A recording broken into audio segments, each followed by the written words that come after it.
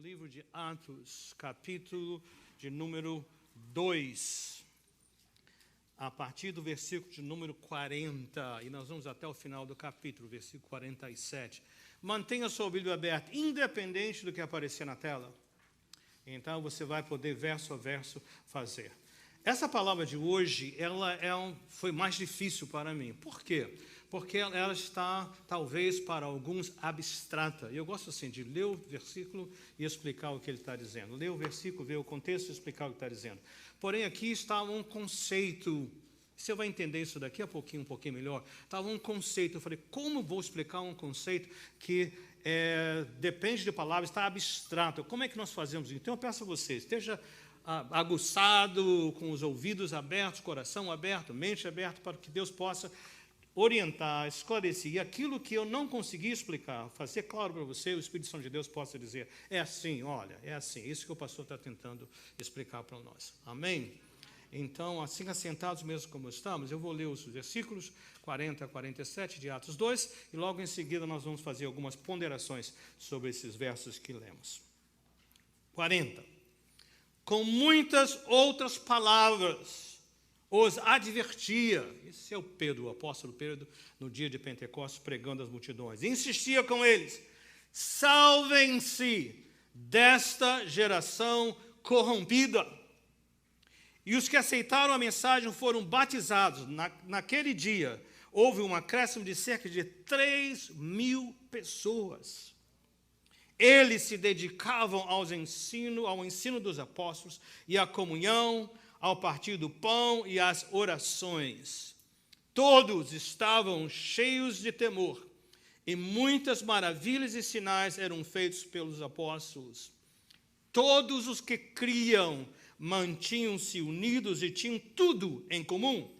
Vendendo suas propriedades e bens, distribuíam a cada um conforme a sua necessidade. Todos os dias continuavam a reunir-se no pátio do templo, partiam o pão em suas casas e juntos participavam das refeições com alegria e sinceridade de coração, louvando a Deus e tendo a simpatia de todo o povo. E o Senhor lhes acrescentava todos os dias os que iam sendo salvos. Essa é a palavra do Senhor. Amém. Para você que está conosco todos os domingos, você sabe que nós estamos numa série de mensagens com o tema Fundamentos da Fé. Aquilo que nós cremos e praticamos como igreja. E hoje nós vamos estar trabalhando com o tema, com o título de Uma Nova Comunidade. Uma Nova Comunidade. Como eu disse, a palavra está um pouco abstrata, então eu vou fazer o meu melhor para deixar assim mais concreta para vocês. Mas o que nós acabamos de ler, possivelmente você já leu antes, conhece bem o texto, está falando sobre a igreja, não o prédio, o grupo de pessoas que se reúnem. E falar sobre igreja, você concorda comigo que é complicado? Complicado falar sobre igreja. Como assim, pastor? Por que é complicado? Porque a gente tem medo de falar sobre a igreja. Seus problemas, igrejas têm problemas, não é? Um lugar cheio de pessoas, pecadores perdoados por Jesus, tem problemas. Então, seus problemas, seus membros. Eu queria dizer que a CCP é uma exceção, mas vocês sabem que não é verdade isso. Como nos tem desapontado. Então, é por isso que muitas vezes, quando estamos compartilhando, testemunhando para outras pessoas, nós falamos assim, olha, não olha para a igreja, olha só para Jesus, não olha para as pessoas, olha só para Jesus. Isso está completo biblicamente? Não. Porque se Jesus é o cabeça da igreja, como a palavra diz, e nós somos o corpo, como é que você vai olhar para a cabeça e não olhar para o corpo? Há pessoas que dizem que a maior razão para pessoas não se entregarem a Jesus é por causa do testemunho da igreja. Pessoas que não conhecem Jesus, por vezes, dizem assim, se é isso que é ser crente, eu não quero. Ou se Deus é tão grande assim, por que essa igreja é desse jeito, essas pessoas são desse jeito? E como eu disse então, agora, vamos lá. é impossível falar sobre Jesus sem incluir a igreja. Então, nós não temos escolha. Temos que falar. Por quê? Porque a igreja, além do corpo de Cristo, como fala, né? Nós somos a família dos seguidores de Jesus, família de Deus. Deus nos deu esse privilégio. Olhando para esse texto, então. Pedro começa aqui, ele lembra-se, ele está cheio do Espírito Santo. Ele faz um apelo, e quando terminou o apelo, 3.000 pessoas foram à frente, atenderam aquele apelo, e 3.000 pessoas foram, naquele mesmo dia, batizados. O versículo 41 fala assim: os que aceitaram a mensagem foram batizados, e naquele dia houve um acréscimo de cerca de 3.000 pessoas. Então, houve um impacto muito grande. Pessoas foram a Jesus, entregaram a Jesus, confiaram em Jesus, mas, ao mesmo tempo, também aquelas pessoas se uniram à igreja. Mas, no verso anterior, tentando ver qual foi o apelo de Pedro, gente. Ele falou sobre Jesus, como ele tinha sido crucificado, sido morto, como aquelas pessoas eram responsáveis porque eles haviam negado. Ele falou tudo isso. Mas a palavra-chave na hora do apelo, imagine, ele falou assim, foi como fosse um grito. Ele diz assim: salvem-se desta geração corrompida. E você já percebeu que o apelo de Pedro não é apenas para que venha para Jesus. Ele falou isso lá no início, no versículo 37, 38, 39, ele respondendo a perguntas deles, mas aqui ele está chamando para irmos além de uma entrega, de uma experiência pessoal, particular com Jesus. E ele está chamando para que nós nos salvemos de uma geração perversa. Ele está nos chamando, e aqui que eu quero entrar nessa área explicando, para nós sairmos de uma geração e entrarmos em outra. A palavra geração, às vezes aqui em alguns de vocês está assim, perversa, corrompida, torta, que está se desintegrando, diferentes versões com diferentes traduções, né? Mas ele está dizendo o seguinte: eu faço um apelo a vocês para que vocês salvem-se, abandonem essa geração corrompida, perversa, pecaminosa, e vocês vão pertencer a uma nova comunidade. E esse é o coração aqui. Então, não é um apelo apenas para entregarmos a nossa vida a Jesus, que é importantíssimo, mas apelo para que nós nos unamos em uma nova comunidade no processo de sermos salvos. Os próximos versículos, 42 a 47, deixam bem claro como essa nova sociedade, essa nova comunidade vai ser. Nós não vamos poder chegar até ali, mas, independente dos irmãos, nós já não teríamos tempo para fazer tudo isso. Eu quero trabalhar um pouquinho mais, né? Então, é muito mais que um convite para nos relacionarmos com Jesus pessoalmente, apesar que esse é o começo de tudo. Você não tem como pertencer ao corpo se você não receber a cabeça que é o Cristo Jesus. Isso aí é não negociável. Então, duas coisas aqui. O apelo de Pedro, que eu quero trabalhar, e também como responder. E deixamos os versículos 42 a 47 para a próxima semana. O apelo de Pedro. Como eu já disse, com muitas outras palavras, os advertia e insistia com eles: salvem-se dessa geração corrompida, perversa, corrupta, como eu disse, são alguns. A que ele está se referindo? O que ele está falando? Pedro está se referindo ao fato de que a nossa existência humana, a cada momento, está se desintegrando. Vou ilustrar isso aqui. É uma ilustração grotesca. Se você está com fome, eu espero que não estrague o seu almoço. Imaginem que você está na sua casa, se você cozinha bem, você preparou um peru, está tudo direitinho, né? Já passou lá os temperos, agora você colocou ele no forno. X horas, né? Demora mais de 1 hora, nem eu sei. Pelo menos, eu sou da parte dos experimentadores, dos provadores, eu não cozinho, mas você deixou, agora está prontinho, tirou do forno, colocou na mesa com um encosto, deixa ali quieto por 1 hora. O que acontece com aquele peru que você preparou? Em 1 hora. Tudo bem, se diz para todo mundo na casa, não comam, ninguém toque nesse peru. E deixa 1 dia. O que vai acontecer com aquele peru? além de estar frio, ele já começa a estragar. Aí você diz, gente, vamos fazer uma experiência. Vai ficar uma semana nesse lugar, ninguém toca. Veneno, não é isso? Ajudou? Você quer um retrato da nossa vida? Eu não quero que você saia daqui desapontado comigo nem com nada. Essa é a realidade. A palavra de Deus fala que nós somos como a flor, né? Está vivo de manhã, de tarde, já era. Você quer um retrato da sua vida, da minha vida? Aí está. Ele está dizendo. Tudo na raça humana, tudo neste mundo está corrompido, está se deteriorando. E, ao mesmo tempo, nós temos aqui um desafio. Por quê? A Bíblia nos ensina que nossa alma, nós somos criados à imagem e semelhança de Deus, nós ansiamos. As irmãs, os jovens falaram, né? Amor, cura, qual foi a outra coisa que falaram? Crescimento. Então, falaram de coisas que a gente almeja, não é isso? Coisas boas. Então, como é que nós vamos ter um ser que almeja coisas não deteriorando, não corrompidas, não se estragando, e vivemos num mundo que, pouco a pouco, tudo está se deteriorando?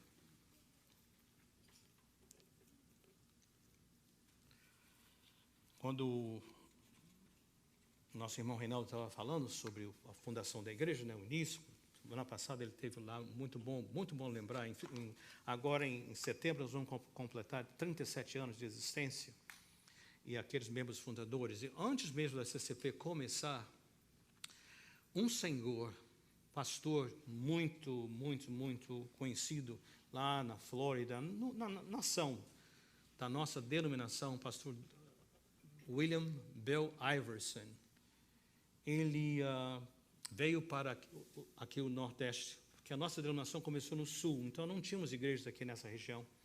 Então ele teve um coração dele com a família, veio, se mudou para aqui a região de Newark. Foi morar lá entre os negros, lá do outro lado daqui da Broad, né? De propósito, porque o coração dele era para a cidade inteira, para todo mundo, sem preconceito, sem separação, para todo mundo. Mas assim que ele chegou aqui, ele se deu conta que haviam muitos brasileiros. E ele percebeu, naquela época ainda não eram como os números que temos hoje, mas ele sentiu no coração, Deus já estava preparando. E ele escreveu para o Brasil uma carta dizendo que ele estava à procura de um pastor, sua família, para que viessem para os Estados Unidos, para poderem ministrar aquele grupo, aquela comunidade que estava se formando e crescendo rapidamente. E ele fez isso.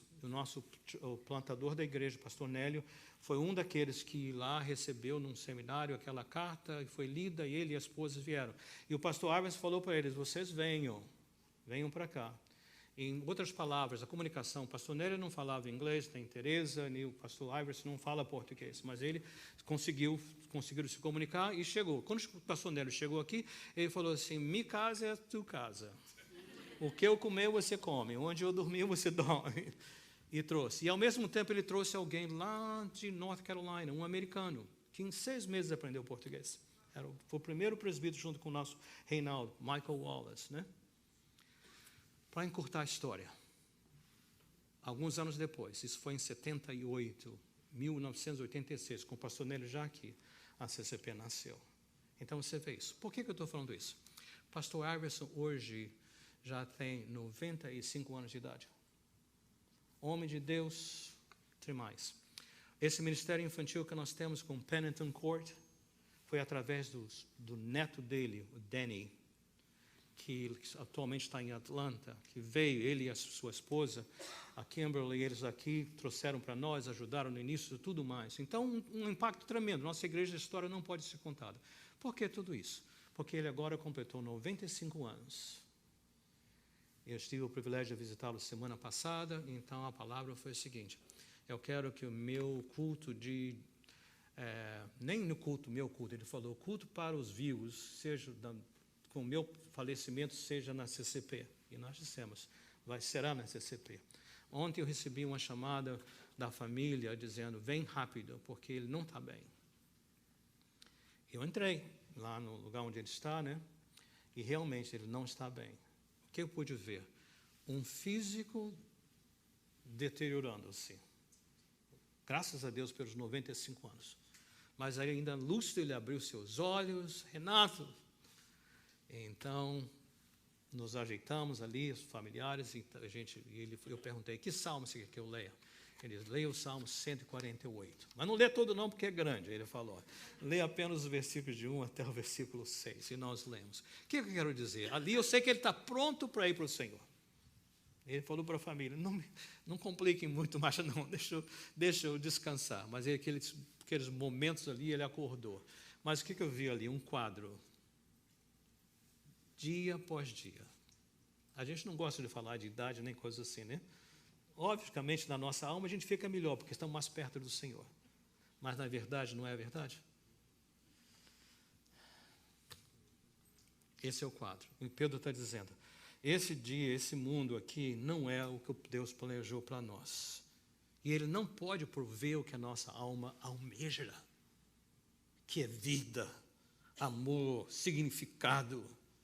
Mas o Pedro levanta a voz e diz, salvai-vos dessa geração perversa, dizendo, nas entrelinhas, é porque existe uma promessa de Deus, de uma comunidade melhor, de uma humanidade melhor. Aí você pergunta, de onde que foi isso? Então ouçam, você que está com as suas anotações, pode estar na sua folha, mas você que não pegou, anote para você ler em casa. Eu quero ler para você um texto do profeta Isaías, capítulo 65.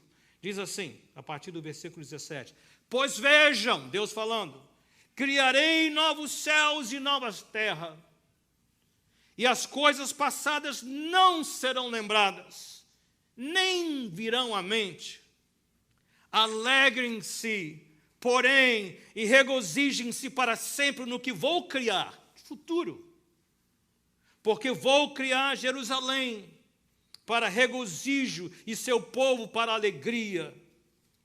Por Jerusalém me regozijarei, e em meu povo terei prazer. Nunca mais se ouvirão nela voz de pranto e choro de tristeza. Nunca mais haverá nela uma criança que viva poucos dias. Acabou a mortalidade infantil. E um idoso que não complete, ouçam aí vocês que já estão avançados de idade, né? Eu mesmo incluído. E não haverá um idoso que não que não complete os seus anos de idade. Quem morrer aos 100 anos ainda será jovem. E quem não chegar aos 100 será maldito. Construirão casas e nelas habitarão, plantarão vinhas e comerão do seu fruto. Já não construirão casas para outros ocuparem, nem plantarão para outros comerem. Pois o meu povo terá vida longa como as árvores, e os meus escolhidos esbanjarão o fruto do seu trabalho. Não labutarão inutilmente, nem gerarão filhos para infelicidade, pois serão um povo abençoado pelo Senhor, ele e os seus descendentes. Quer mais? Antes de clamarem, eu responderei. Ainda não estarão falando e eu os ouvirei. E não se limitará apenas às pessoas, o lobo e o cordeiro comerão juntos, e o leão comerá feno como boi, mas o pó será a comida da serpente. Não farão nem mal, nem destruição em todo o meu santo monte, diz o Senhor. E o Pedro está dizendo, essa vida começa hoje. Essa comunidade começa hoje. A mais, eu não posso usar mais tempo, mas Isaías 35, de 1 a 10, leia em casa, você vai ver outra maneira como ele está fazendo. Então esse é o apelo, salvai-vos dessa geração. Existe algo melhor, e é impossível você ouvir isso e não pensar em Jerusalém, a nova Jerusalém, lá em Apocalipse, né? Aquela coisa tremenda. Então esse é o apelo, salvai-vos dessa geração perversa. E como que nós respondemos? O que é que nós fazemos? Com muitas outras palavras, eu divertia, insistia com eles, salvem-se dessa geração. E versículo 41, os que aceitaram a mensagem foram batizados. Naquele dia houve um acréscimo de cerca de 3.000 pessoas. Como? Começou pelo batismo. Batismo não salva. Se você não crê no Senhor Jesus Cristo, que Deus o ressuscitou dentre os mortos, se você não confessa com seus lábios e for batizado, você apenas se molhou, independente da quantidade de água. Pouca água, muita água, você apenas ficou molhado. Então, mas o batismo, quando há uma identificação com a experiência que nós temos com Cristo Jesus, para nós e nossos filhos, nós vemos aqui que este é o lugar de entrada. Há certas igrejas, e eu não estou nomeando ninguém, nem criticando, que separam o batismo do pertencer formalmente à igreja. Nós não cremos isso.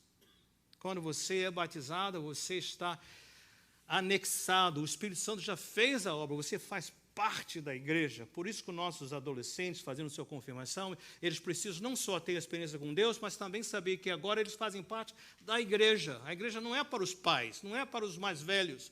A igreja é para todo aquele que confessa o Senhor Jesus. Então, o caminho de entrada é o batismo. Em nome do Pai, do Filho e do Espírito Santo, para que você faça parte de uma geração que não está corrompida. Pastor, o senhor falou que a igreja tem problemas, então como é que é esse negócio? Porque a igreja é formada por pessoas onde Cristo habita, é uma nova criatura. É formada de pessoas que têm uma nova perspectiva do mundo, uma nova perspectiva de valores e de realidades. Ainda há pouco eu dei um quadro grotesco, né, do que nós humanamente somos. Qual o maior perigo para nós confundirmos a igreja com aquilo que ela não é? Eu dei o exemplo da nossa natureza humana. Um exemplo. Clubes, ok? Eu não estou criticando fazer parte de clubes nenhum, né? Eu sei que há clubes para tudo aqui, não é? Você faça aí o nome, você tem arco e flecha e outras coisas. Eu não quero falar clubes que vocês pertencem e compartilham comigo, parece que eu estou dando recado ou mensagem, né? Não estou falando isso. Mas para você pertencer a um clube, o que você precisa? Você precisa só ir, né? Ou para uma academia, né, Diego? Só chegar lá e dizer, eu quero fazer parte de uma boa academia dele, viu? Eu estou fazendo uma propaganda dele aqui, né? Pode falar com ele, isso aqui é uma academia. Mas para você chegar a fazer parte da academia, o Diego fala assim, você quer ser parte da academia? Então, olha, vai mudar a sua vida, a maneira que você trata a sua esposa, como você trata com as finanças, como é que você lida com o sofrimento. É assim quando você entra na academia? Não é assim não. Não, porque você está preocupado ali em aprender o quê? Só como exercitar. Você pode ter uns byproducts, não consigo lembrar da palavra aqui, né? Você pode ter assim umas outras benefícios, tais como, porém, não é uma chamada para você ser transformado. Não é isso que acontece. E tampouco é algo, porque fazer parte de uma academia, de um clube, você faz quando pode, não é isso? E se não pode, você sai, procura uma academia ou um clube mais barato, não é o caso, ou não vai a nenhum, dependendo. Você faz, se pode, e com o tempo que sobra. Estão comigo? Infelizmente, há muitos de nós que olhamos para a igreja como assim, que seja um clube. Lógico que tem retiros, isso é bom, cuida da família, tem trabalho com crianças, tem trabalho com adolescentes, tem trabalho com jovens, tem trabalho com casais, tem tudo isso mais. Mas se eu posso, vou. Se eu não posso, não vou. Se me alcança, sobrou tempo, eu vou estar fazendo. Você concorda comigo que isso, infelizmente, é a maneira que nós olhamos? Mas não é, a igreja não é isso. Nós somos uma nova geração, uma nova comunidade. É uma comunidade que compartilha uma história que está acima de todas as histórias. O que é que a igreja tem em comum? Que não é um clube, nem uma academia. É que nós compartilhamos a história de que alguém entrou na humanidade. Alguém veio ao nosso encontro. E ele veio ao nosso encontro para mudar algo que começou com um plano de Deus e foi drasticamente estragado. Qual foi o plano? Deus criou o jardim do Éden para ser um paraíso. Mas a desobediência de Adão e Eva transformou aquele paraíso em uma selva. Eu podia dizer até um inferno, porque todas as coisas deterioraram a partir daí. Um dia de curiosidade, você começa a ler Gênesis, você vai ver quantos anos tinha Adão, Quantos anos teve Eva, os seus descendentes? Começa 900, 800, 700, 600, 500, 400, até chegar lá na época de Moisés, que era o seguinte, 70, 80. E se passar disso, é só canseira e fadiga. Eu já viu que eu já estou na reta final aqui, né? Mas não é verdade? Por quê? O paraíso que Deus falou, no dia que vocês desobedecerem, certamente morrereis. E a morte entrou no mundo. E começamos a nos separar. Mas nós temos isso aí. Porém, a nossa história não para aí. Que lá no Jardim do Éden, tudo foi perdido. Não, não para. Mas Deus não desistiu. Se você não puder um dia, olha lá em Gênesis 3, que fala sobre a queda, a desobediência de Adão e Eva. No versículo 15, já faz uma promessa da restauração. Já está lá, vou deixar para você olhar. Deus já diz, naquela hora que Ele está trazendo a disciplina sobre Adão e Eva e a serpente, naquele momento Ele já promete que haverá. Deus não desistiu de nós. Diga amém para isso. Então Ele faz algo em nosso favor. E Ele promete que Ele virá para mudar tudo. E Ele começou tudo isso com o nosso patriarca, Abraão.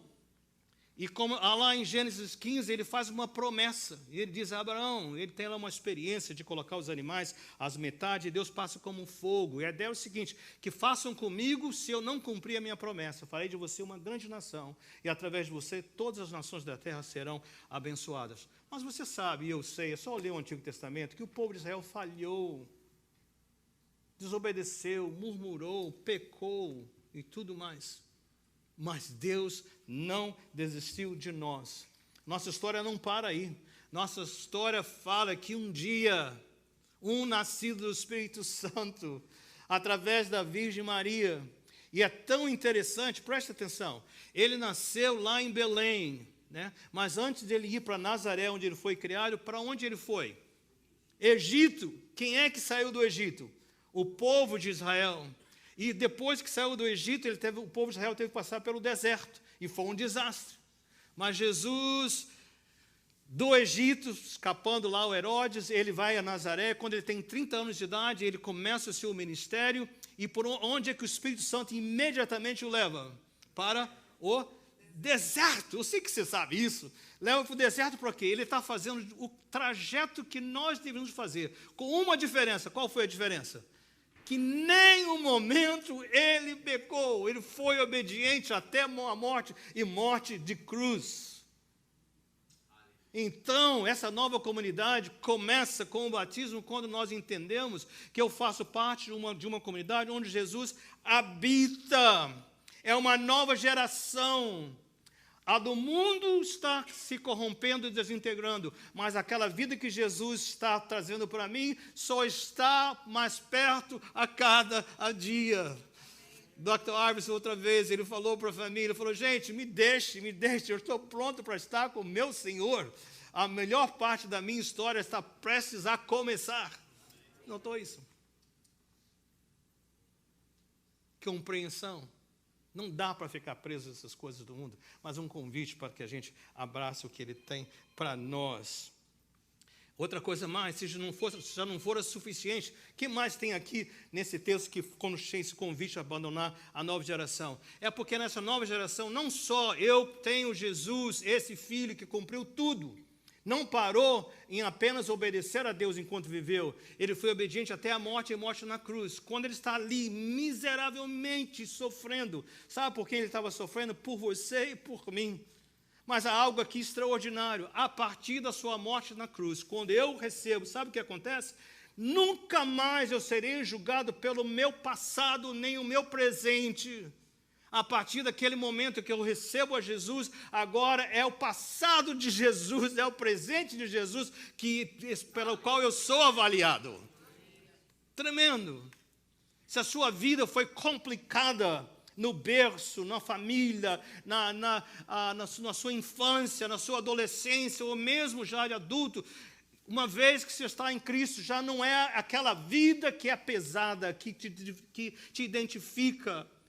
que definem quem você é. A partir de agora é Jesus em você, é o passado dele, é a vida dele em você e é a vida dele em mim.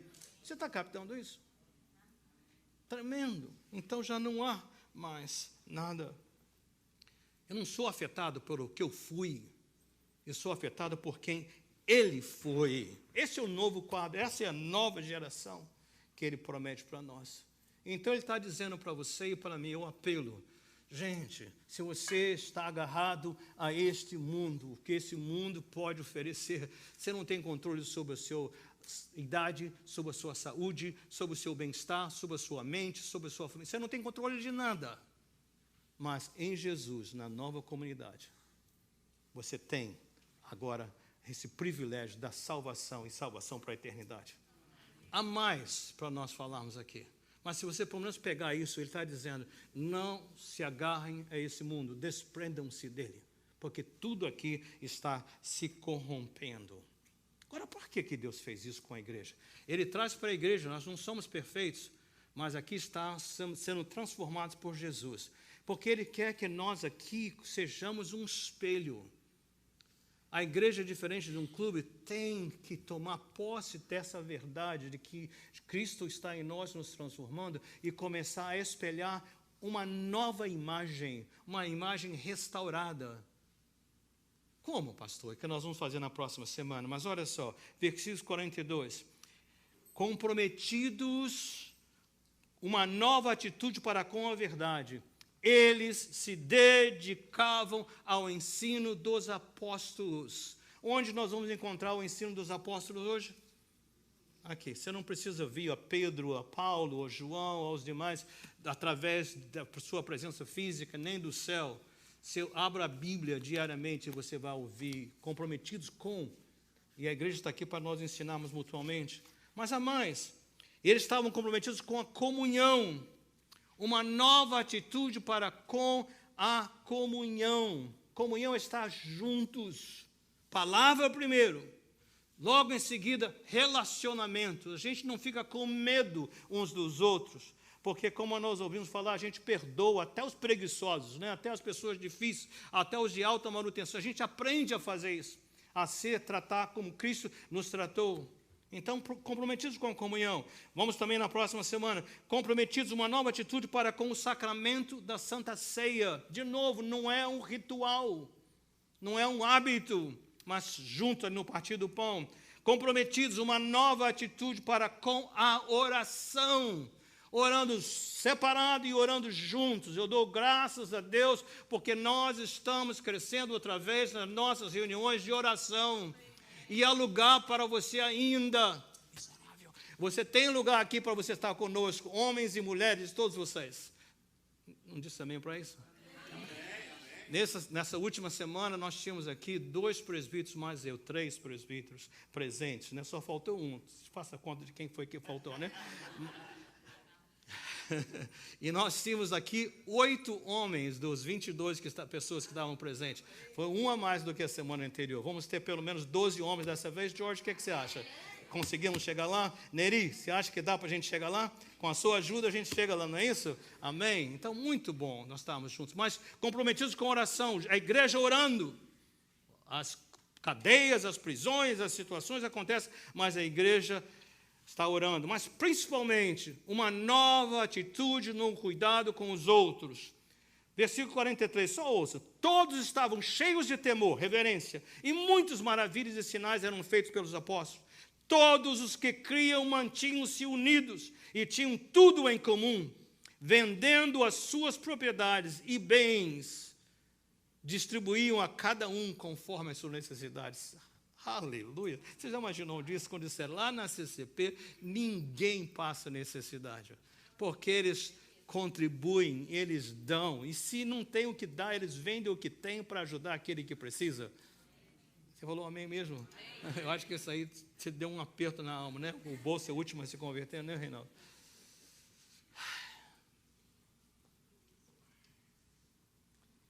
E sabe o que acontece? Ainda mais? Todos os dias. Pastor, todos os dias? Isso é América. Como é que eu vou estar todo dia reuniam-se no pátio do templo partiam o pão em suas casas e juntos participavam das refeições com alegria e sinceridade. Onde é que eu vou ter tempo para mim?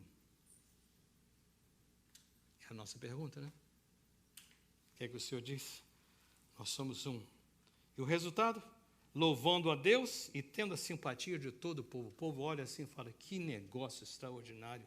Isso é muito mais que religião. E o Senhor lhes acrescentava todos os dias que iam sendo salvos. A igreja cresce. Perguntas?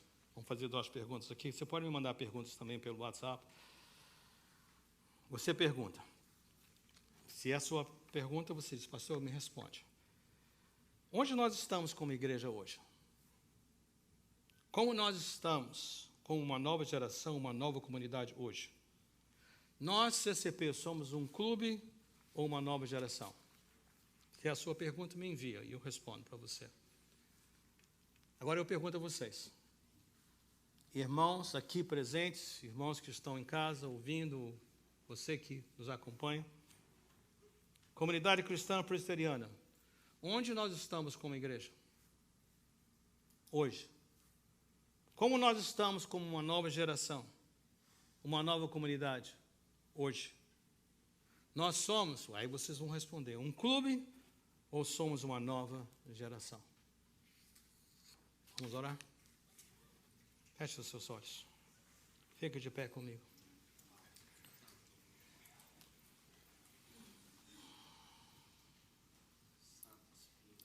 Pai, a palavra diz muito clara, Senhor. Não é por força, nem por violência, mas pelo meu Espírito, diz o Senhor. Pai, não tem como, Senhor. Nós não temos como fabricar isso. Mas há um apelo aqui, Senhor, de nós nos desgarrarmos daquilo que está se desintegrando. Pai, eu quero confessar que nós somos muito ingênuos. Nós nos apegamos às coisas que hoje estão, amanhã não vão estar. Há tudo que nós não temos o mínimo controle, Pai. E descartamos, ó Pai, a bênção da Tua presença, a bênção do Teu convite, de nos voltarmos e nos consagrarmos ao Senhor. Opera em nós, Senhor. Opera em mim, ó Pai. Opera em nossa igreja, Senhor. Oh Deus, salva-nos, Senhor, dessa geração corrompida, perversa, que está se desintegrando. Oh Pai querido, toma nosso coração, Senhor, e empurra, Pai, em nome do Senhor Jesus, toda aquela objeção da nossa natureza humana que se opõe a essa transformação de valores, Senhor, de perspectiva, de coisas que almejamos, Senhor. Faz uma obra em nossos corações, eu te peço, em nome de Jesus. Começa hoje, Senhor. Começa hoje, individualmente, cada um de nós, nossas famílias, nossa comunidade, Senhor. Faz essa obra, Pai. Senhor, nós oramos em nome do Senhor Jesus. Amém. Receba uma bênção. Há aquele que é poderoso para fazer infinitamente mais, além daquilo que nós pedimos ou pensamos. A Ele seja a glória na igreja e em Cristo Jesus, agora e para todo sempre. Amém. Vão em paz, povo de Deus.